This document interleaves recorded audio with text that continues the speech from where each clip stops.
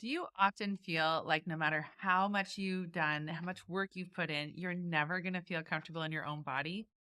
Welcome to my podcast because on this podcast, I'm going to help you really look at what's been going on in your life. And so you can find a lot more calm and peace around your body, around food, and really start living the life that you want to live. My name is Dara Thomason, and this is episode 145 Love Yourself Thin podcast, Weight Loss and Pinball Machine. Before we go into what I'm talking about with Pinball Machine, I always love to share with you the successes that are happening of the women in my membership. By sharing their successes in 2024, but I'm sharing the ripple effects of what happens in the lives of others of the women in my program. This one is about a member in the membership who she didn't have the most organized quilt and craft room. She felt like it was unorganized, and she made this really big goal this year to make 6 quilts, one for each one of her kids. She was feeling frustrated because she wasn't getting to it, but she knew that if she asked for help, then that would make sure that she would get it done and that it would feel more accomplished. She offered a friend of hers to paint her friend's master bedroom in exchange for her friend helping her clean out her craft room. I love this example so much because now this friend has a beautifully repainted master bedroom, and my member in the membership now has this very workable, doable space. Once again, she's reclaimed it and she's able to feel so much happier in that space. And so it's a win. And these are the kinds of things that happen all the time in Love Yourself in the membership. If you're looking for that transformation in your own life, you can check out my membership. I also have a free Facebook group that I will link the show notes that you can look at. I have tons of free trainings on there. You can really enjoy that. The tool that I want to teach you today in today's podcast. So when we talk about a pinball machine, feels really out of control. I want you to imagine a pinball machine versus a remote control car. The objective is to get the ball up through all the different obstacles and get to the very top where, of course, you get all these points and you win. But with the obstacles, the ball can go in all different kinds of ways and it can be very unpredictable, which when it's a game, it's fine because it's not life or death. But how much of your life feels like you are a human pinball and you don't have all the control, you don't have all of the ability to feel like you have a say in everything that you're doing? I really want you to answer that question. One of the biggest obstacles I see a lot of women in my program is that we become what I call control enthusiasts. I hate to admit it, but I am a recovering control enthusiast. In fact, if you're not sure if you're a control enthusiast, I'll just run some scenarios by.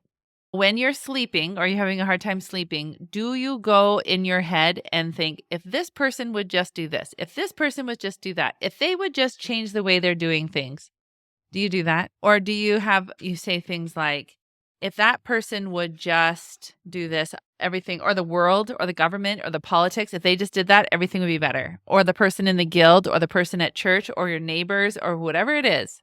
If you're doing that a lot and you're spending a lot of energy in that, then you are feeling out of control and you're not handling the obstacles that are just a normal part of being a human.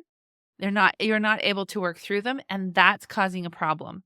And one of the problems that we tend to do when we fall into that old habit of thinking is one of the ways to control it and to subdue it is through food. It can also be through over scrolling. It could also be through overspending. It could be through over people pleasing. It could be over perfectionism, right? Like we can all have these different ways of coping that don't feel awesome, and then we don't feel empowered.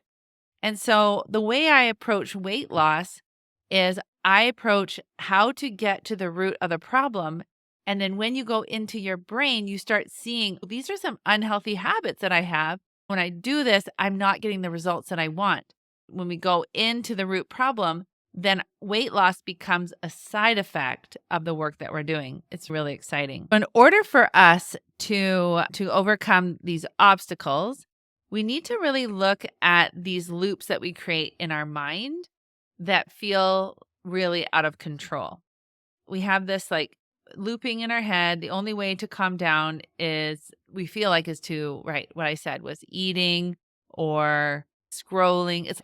You're trying to avoid something, you're trying to subdue it, you're trying to numb out, you're trying to get out of it. And that's not helpful, right?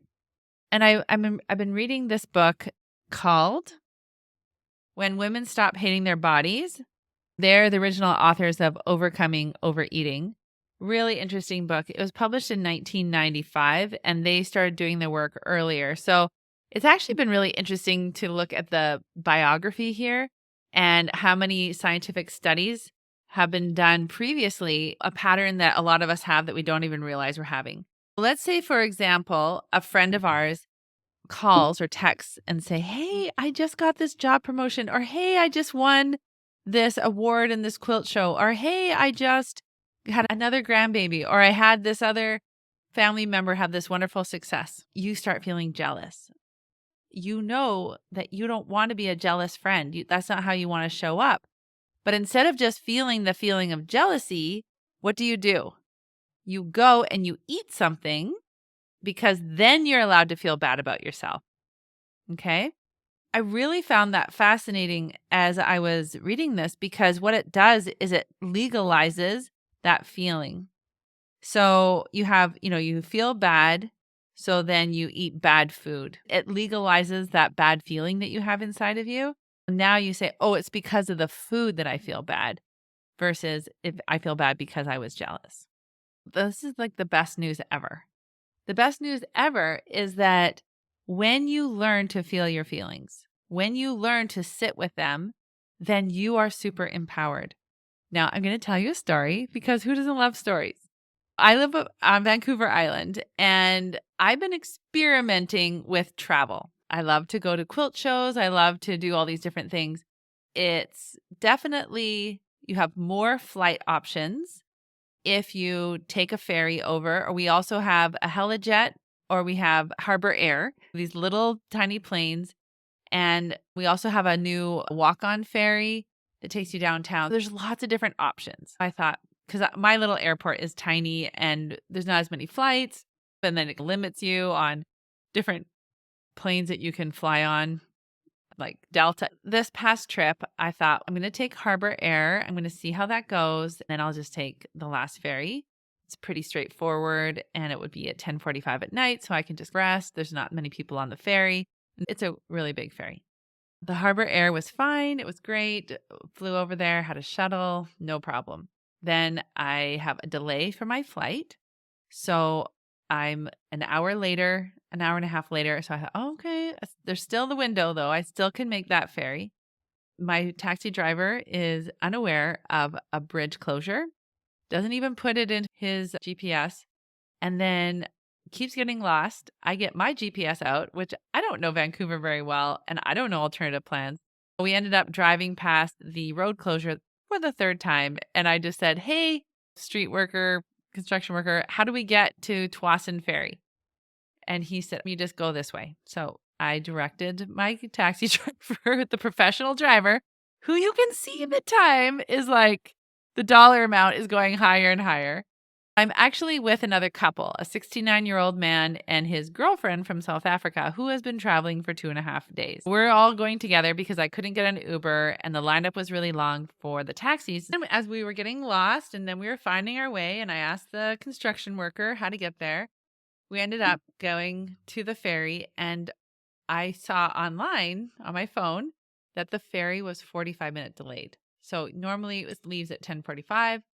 It's now around 11:15 and I thought this is an answer to my prayers. This is amazing. Like what a roller coaster, right? So we get to the ferry. The cars haven't even loaded yet. It's awesome. And a year ago, my daughter actually flew to Vancouver. I flew to Vancouver from Houston from Quilt Market, but I actually had a flight to Nanaimo where I live, but I thought, you know what? I'll go with my daughter. She's never taken an Uber. She doesn't know what it's like. I didn't feel really good about her being on the ferry by herself. And so I just let my suitcase go on the airplane, and I just went with her. Again, it was kind of tight. Her flight was delayed. We had the ferry to catch. We got an Uber. We were sharing it actually with another lady who was sitting beside my daughter. And we got to the ferry. I ran up the runway and then onto the special way to get onto the walk-on part. And there was a worker there, and she said, "No problem. You can just buy a ticket at the guest services. There's a little shop there. You can just buy your tickets there, no problem." So I thought, oh, this is allowed. You're allowed to buy tickets on the ferry. You don't have to get it right there at the base of it. So I assured the couple that I was with, I was like, "Oh, I've done this before. It's no big deal." So I tried to do that, and that part is cut off. But then there are all the cars that are loading. So I thought, perfect. I'll go down and I will find someone, because there's always ferry workers that are watching the cars and telling them what to do, and they can help me and we can get on, no problem.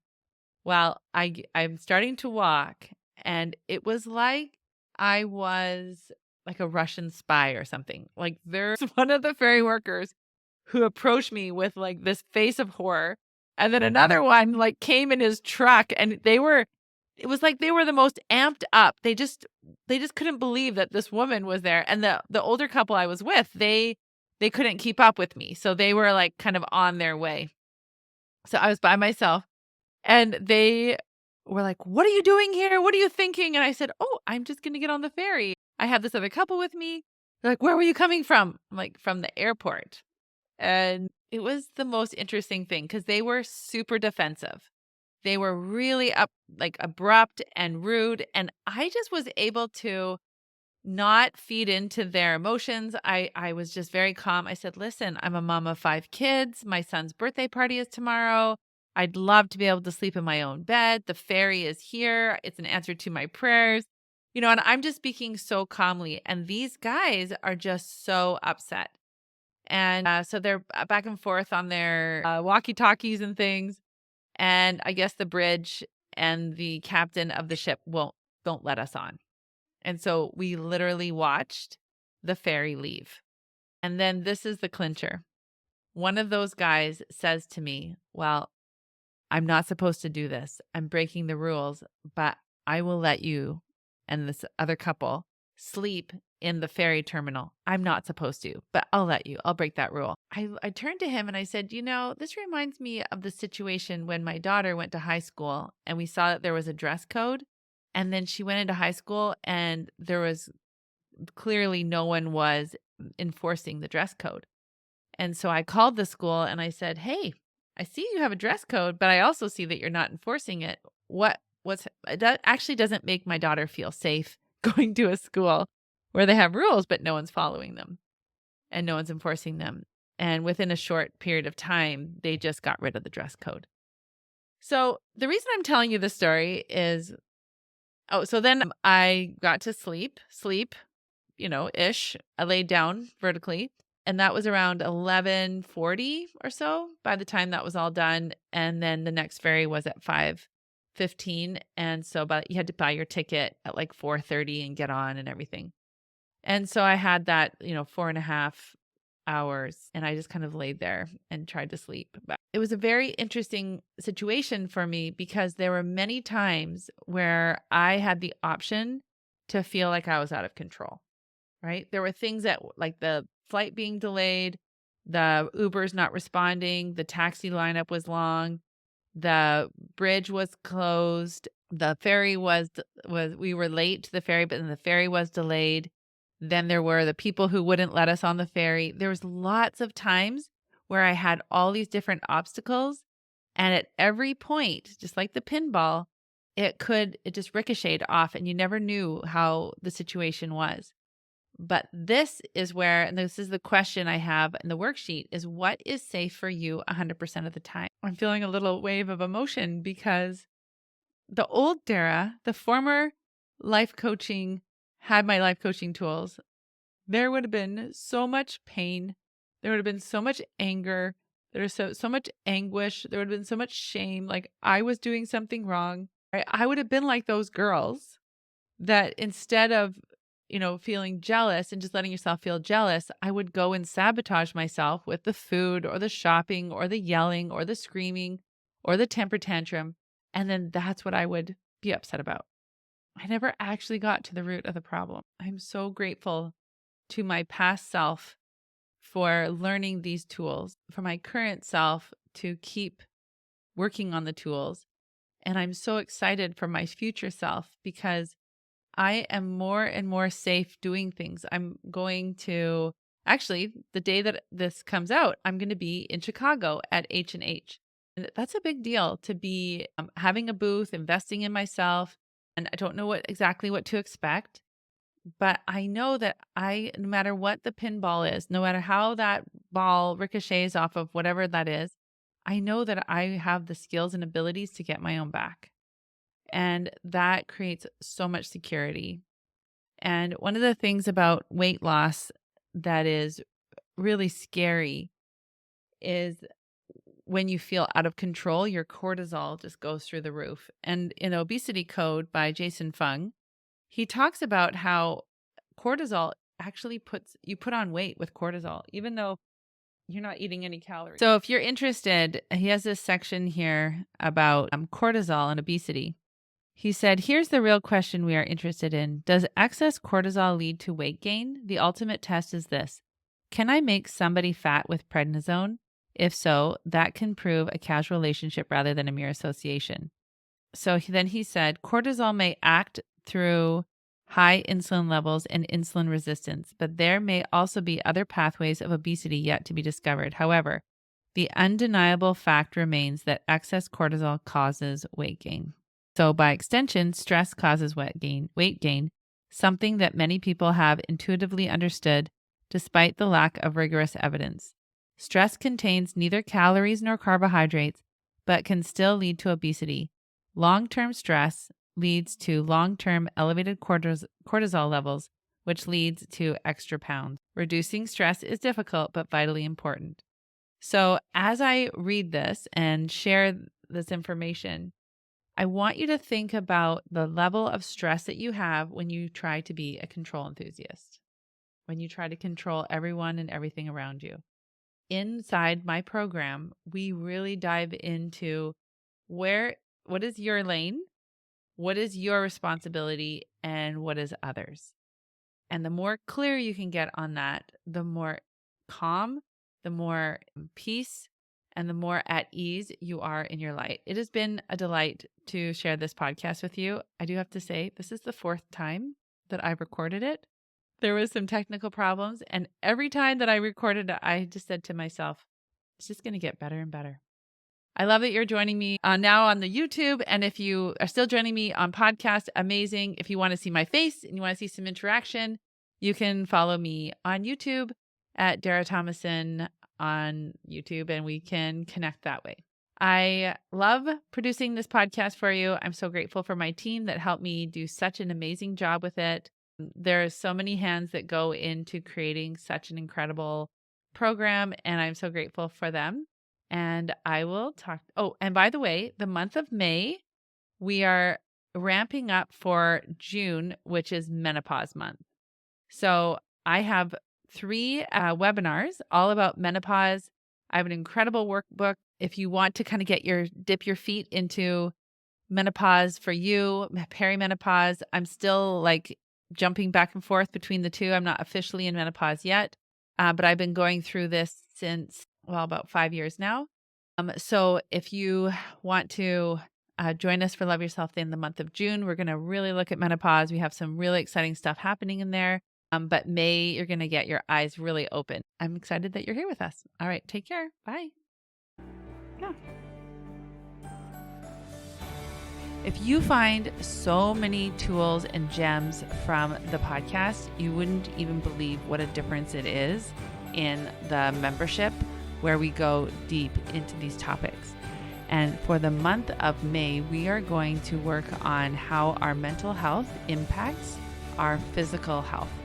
And so if you are struggling with anxiety or depression or any of those mental health issues, I invite you to consider coming and preparing for joining us in Love Yourself Thin, where we're really going to take a deep dive into that. I can't wait to see you there.